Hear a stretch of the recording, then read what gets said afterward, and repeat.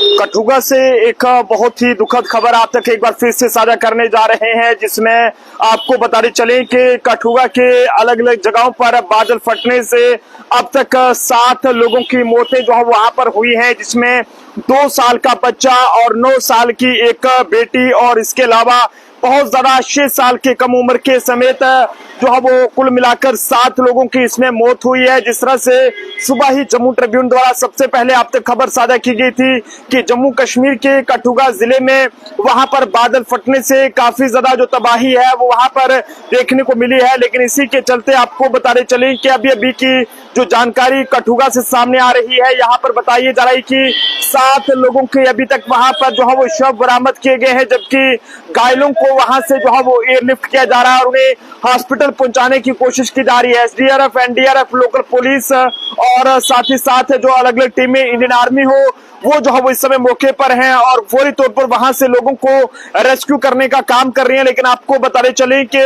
आज जो है वो कठुआ के यहाँ पर जुड्डा और जुठाना और इसके अलावा यहाँ पर जो है वो जंगलोट इलाके में जो बादल फटा और इससे जो है वो 7 लोगों की अब तक मौत हुई है, जिसमें आपको बताते चलें कि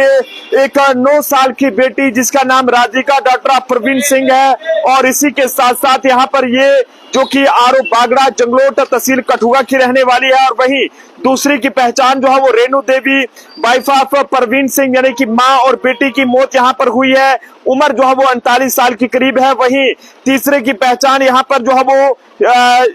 ताहू उम्र 2 साल और सनाफ हबीबुद्दीन और शेड्डू उम्र 5 साल सनाफ सुरमुद्दीन और सुरमुद्दीन एज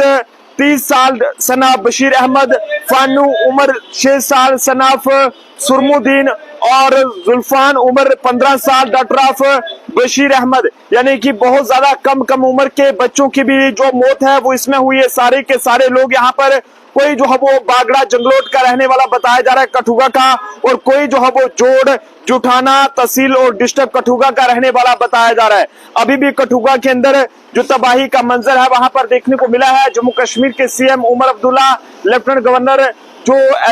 मनोज सिन्हा है या फिर देश के गृह मंत्री अमित शाह जी के हवाले से बात करें, वो इस पूरी सिचुएशन पर अपनी नजर बनाए रखे हुए हैं। डीसी और एसएसपी जो कठुआ है उनके साथ टेलीफोन पर बातचीत करके लगातार वहां की रिपोर्ट जो है वो ली जा रही है और घायलों को फौरी तौर पर इस समय जो है वो हॉस्पिटल में जो है वो एयरलिफ्ट भी जो है वो किया जा रहा है। ये बहुत ही दुखद जानकारी है। यहाँ पर